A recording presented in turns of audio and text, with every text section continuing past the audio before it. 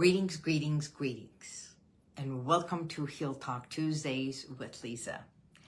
Have you ever been so busy building and taking care of someone else that you completely forgot about yourself? What does that have to do with hypnotherapy?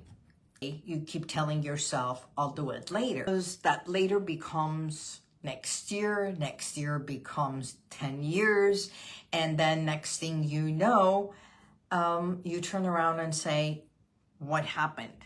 Life passed me by. And before you know it, it's your own life. And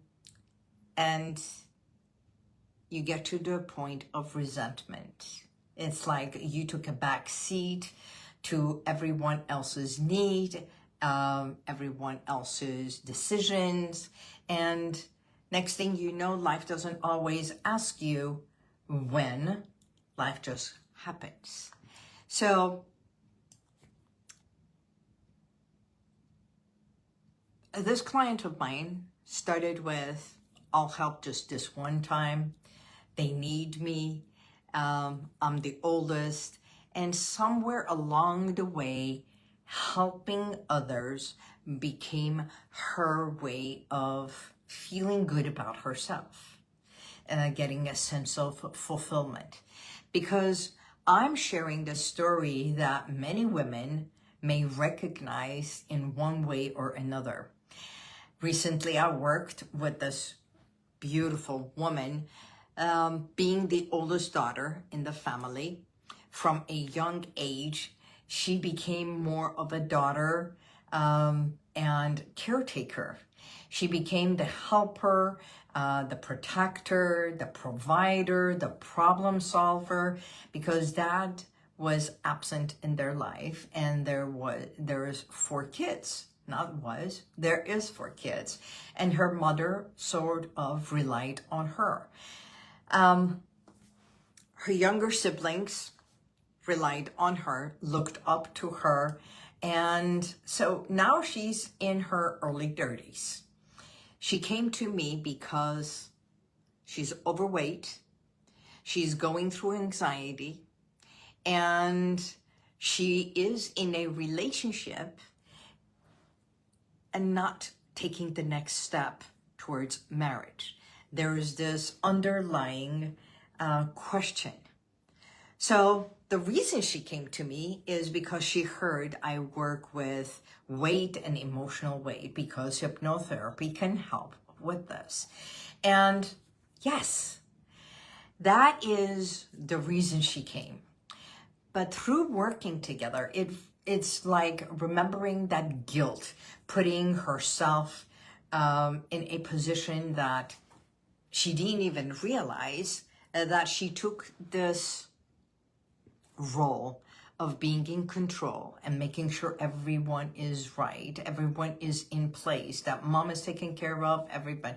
And what she said is, I married my job and I loved my job and I had no room for a relationship. As a matter of fact, as we started talking, she says, well, what about you? Are you married? Even though most of my clients, I do not share about my personal life, I did say that I have been married and now I am not. And it prompted me to ask myself the same thing. Am I married to my job? No. It is not a job. This is my career. It is, I call it my calling, and because it is my business, I can leave, close my doors, take few days off, and go to an event, go on a vacation, take my mom, or go out with my friends.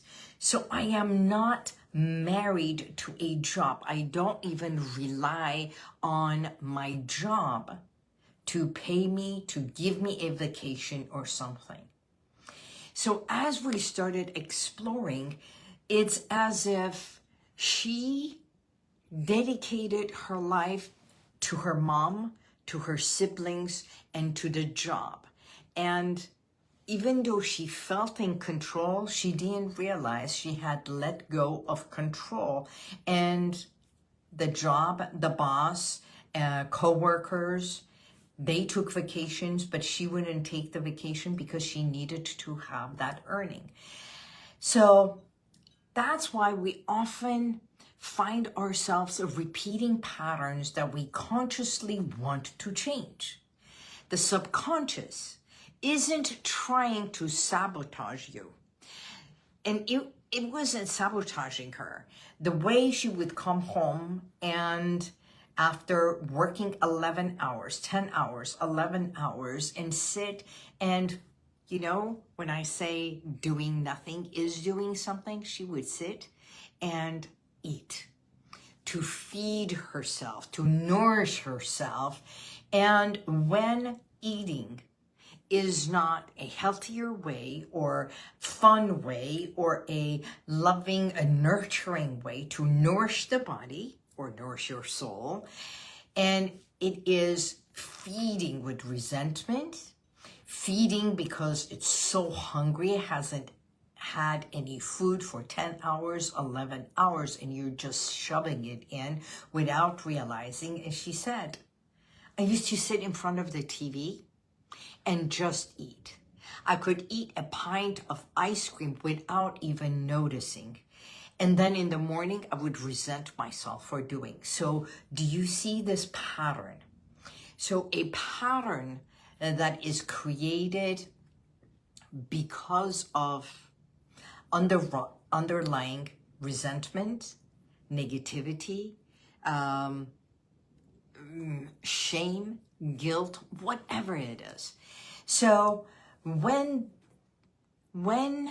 our emotional needs continue to take a back seat, they don't disappear. Our bodies begin speaking on our behalf. They become this embodiment of just like a bird wanting to be fed, and it's being fed without thinking what it is on my plate, without thinking what it is that I want to feed myself. A joy, a happiness, going out for a walk, being with friends. And job is an amazing thing, having a job. I'm not saying don't have a job or not everyone is an entrepreneur. But what about the job becomes your life and your life becomes your job? There is the boundary. Okay, so sometimes through headaches, sometimes through digestive issues, sometimes through sleepless nights, we get to recognize, what am I feeding myself or what am I doing to myself? In my Stand Up to Slim Down book, in my book, I have all this. As a matter of fact, the things that I have is one of the things that I have in this page. It says, listen to your body talk. Your body listens. So when we're talking about is because if you're constantly nourishing everyone else and instead of yourself, when you're always listening to others' problem instead of listening, instead of listening to yourself, to your needs, then who are you feeding? Definitely not yourself. And you might say, but Liza, I have so many people that rely upon me. That's amazing. Don't we all? I have my clients, I have my mom, I have my dog, I have myself. And yet I do not cut from me for my clients. After I'm done with my clients, I go home. I'm with my mom, with my dog. If I have somewhere to go, by all means, I make plans to take care of myself. Now, here is the thing. When you create something that becomes a distraction in order for you to diss your feelings, that is a red signal. When you eat without realizing that what you're feeding your body and then come to resent why your body has gained weight, That's another thing. So in my book, I say every thought you think, every word you speak, every feeling you hold is heard by your body. It responds not out of punishment, but out of alignment. It is out of alignment with your thoughts and your beliefs. Because what you believe about yourself, it becomes the dominant way of how you treat yourself. So if I talk about myself, every single morning I go out, I take my dog for a walk. I make sure I put my 3,000, 4,000 steps in to manage my body, strengthen my body. I have my breakfast, full breakfast. I enjoy my breakfast. I remember feeding my breakfast because breakfast was such a healthy thing. Growing up with my dad, with my mom, in our kitchen. My kitchen, the surrounding of what I remember as a kitchen was a very healthy, productive thing. So it was nourishing, it was healthy, it was what are we gonna do for the day, the conversations that took place around the kitchen. So that is feeding my pattern, understanding the patterns. So working with my client, I ask all these questions because we're not here only to treat the fat or the weight.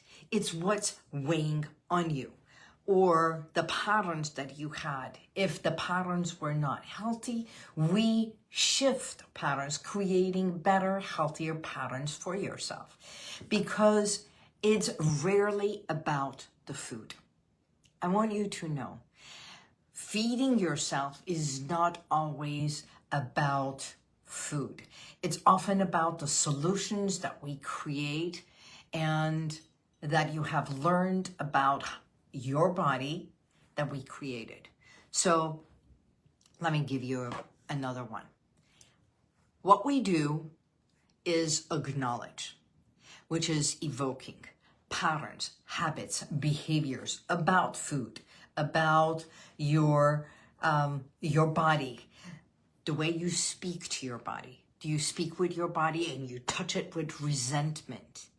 Or if there has been traumatic experiences and now you are just sitting over there, just shoving that food in there only to silence it, and then come to hate what you do. So I even had this client say, I start something and then I don't finish. I can't continue staying on a pattern. We look to see where that happens. So, did you know, according to CDC, the prevalence of obesity in the United States between 2024 to 2025 was over 43%. Now, that means almost over 40% of adults in the US have this obesity, creating patterns, and then they go into losing weight. That's where weight loss started and was so successful because they say, come to us, we'll help you lose weight. Losing, it's such a negative thing. Why would I want to lose something? Come to us to create a healthier habit. Come to us to become healthier, to become better, to have a better body shape. Now you're talking. That's the reward I want. Because even in children, in young children, obesity has become prevalent. So doing GLP and everything is great for the right reasons, okay? Did you know that people who do the GLPs, they do the skinny, they do everything, understand what you're doing to your body. Understanding that putting a syringe in your body And then within a month, losing that weight, eventually when you stop that needle, just like one of my clients that has come, it has hit the muscles. The muscles have become weak. No one told her that you have to go exercising in order to build your muscles. So all she did was work, lose weight, lose body mass, muscle mass, and to the weakness that she cannot even do things on her own without going into palpitation and not being able to continue exercising, thinking that why did I need to exercise? This was the easy way out. It's not a cookie cutter. Because no matter how much weight you lose, the eyes still want the food. You can do the lap band, you can do GLP, you can do skinny, you can go and do everything. If the intention of the losing weight and the body is not incongruent, the conscious and the subconscious mind are not working together, eventually you'll start eating again. Because the subconscious, the pattern, your blueprint needs to be incongruent with your belief system. If you go and become thinner, and this is one of the reasons, if the siblings are overweight and her working, providing, being in control, and giving up her life, her joy, her wanting to get married, having her children became secondary, do you think that her being skinny, being fit is going to be a priority when her mom and her siblings are overweight? Yes. Here's what we did. We shifted. If you drop the weight, if you become healthier and happier, and you start dating, not dating because she is dating, but every time she dates, she creates this self-sabotage that I'm not good enough, I am overweight, why would he want to stay with me? Not because she didn't think that she loves or is loving or being lovable, but feeling bad that she's leaving home. What would they do without me? To a point that if I am overweight, then they feel safe, they feel good. And yet every one of them has done everything in the family to lose weight, and they have gained it. All of them to stay home together so mom doesn't feel bad. Wow. You know, I said all that, and she said all that after 48 minutes to almost an hour for her to suddenly go, wow, I didn't realize I was doing this to me, to my body. And here's the thing. She emptied half of my Kleenex. And she kept saying, I am so sorry. I am so sorry. I am so sorry. It's not about me. There is no need to be sorry. I'm like, there is nothing for you to be sorry. Stop saying sorry to me. Stop saying sorry to yourself. Just recognize what you have done for you, to you. It's a vicious cycle that you created, that she created for herself. When she gave up who she is, when she gave up on herself and then created this underlying resentment.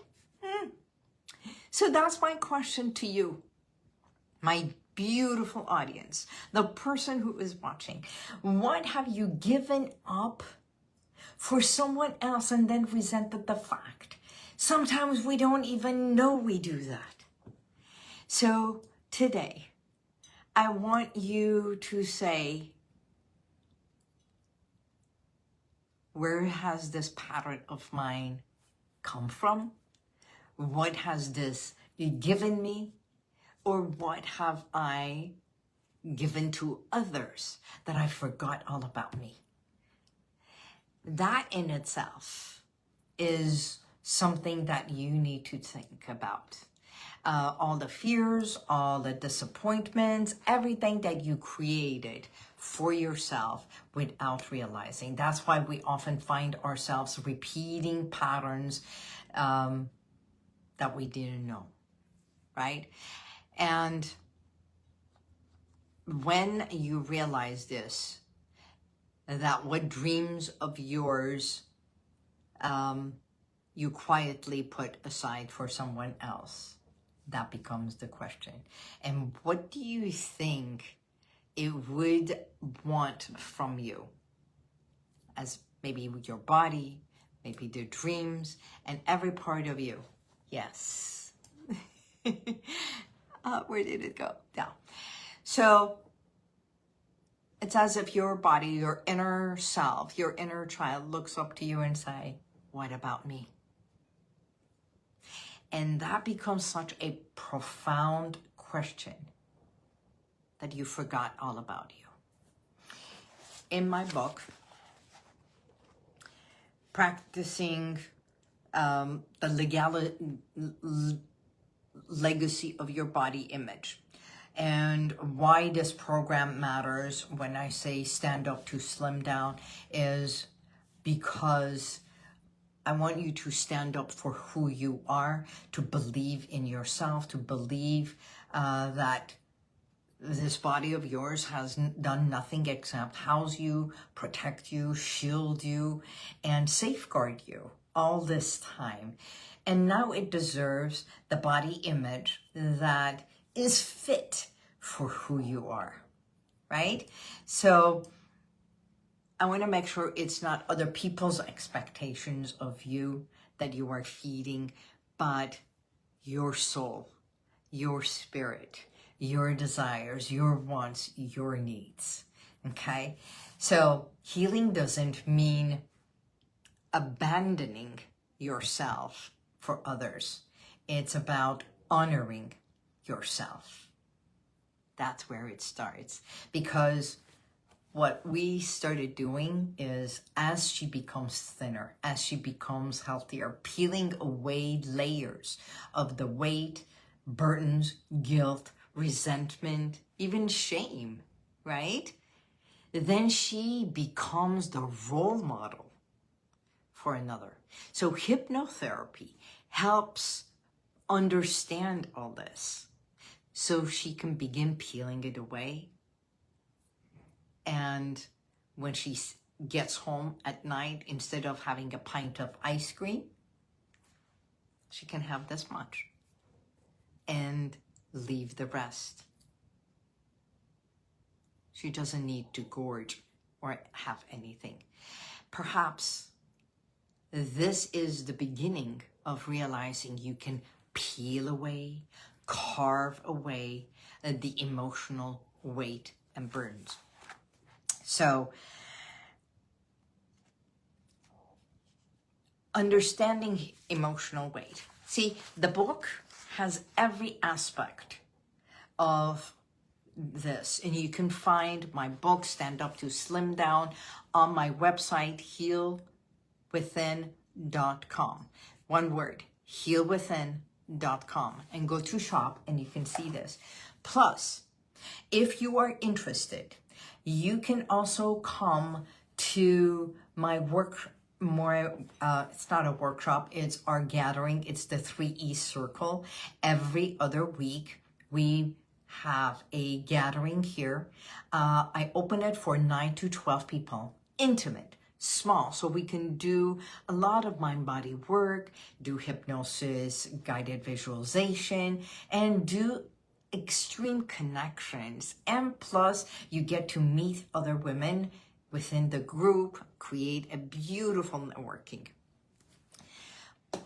Next Monday, July 27th, the talk is going to be, it's not what you eat, but what's eating at you.